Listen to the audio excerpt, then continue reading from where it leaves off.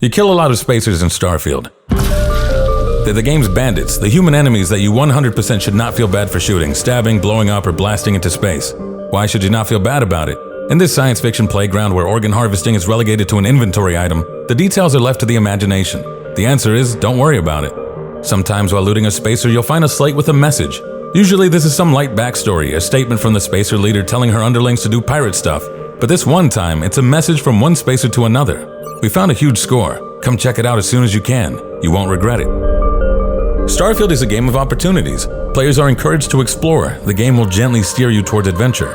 It's a staple of Bethesda's design, and anyone who played Skyrim will recognize in this slate the same storytelling DNA as the Beacon of Meridia. The game is literally saying, hey, go check this out.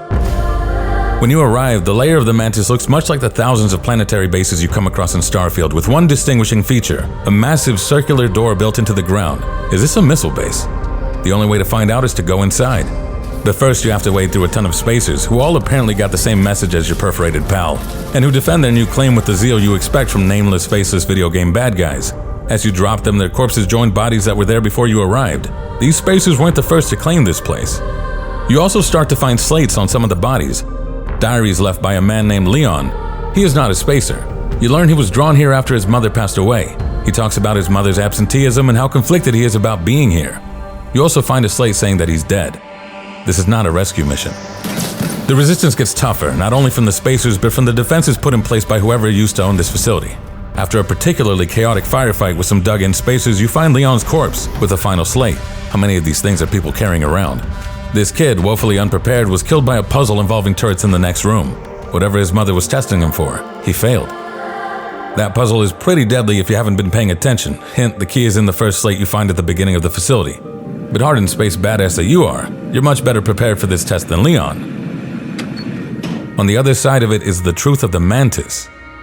You emerge into a massive underground cavern full of DIY workbenches and computers.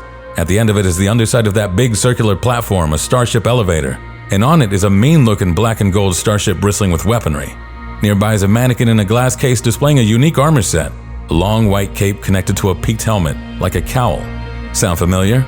Yeah, the Mantis is Space Batman. You discover that the Mantis is a title passed down through generations to worthy space adventurers passionate about killing spacers and pirates. The previous Mantis distanced herself from her family when she took on the role, but a terminal illness cut her tenure short.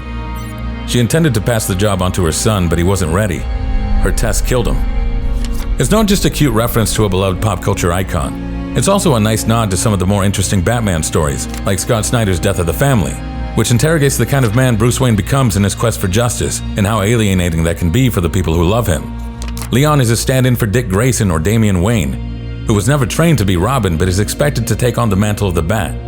Leon's fate, the cruelty in which his mother kills him after she has died, the machine she created grinding her son up and spitting him out, is vintage Bruce Wayne psychopathy. On the other hand, you are ready, and you can take the armor and ship of the Mantis, the Razor Leaf, for yourself and the reputation. If you come across this quest as early as I did, the armor of the Mantis is way beyond what you're carrying. While not a complete upgrade to the Frontier, the Razor Leaf does have one particular quality, a shielded cargo hold, letting you smuggle contraband into major cities like Neon and New Atlantis. You're the Mantis! It can't be. It can't be.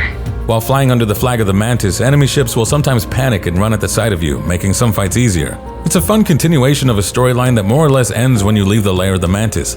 Like most RPG quests that give you unique, powerful items, the Mantis gear will eventually be outclassed by other armor and ship upgrades, but this fun sci-fi twist on Batman sticks around as one of Starfield's memorable side quests.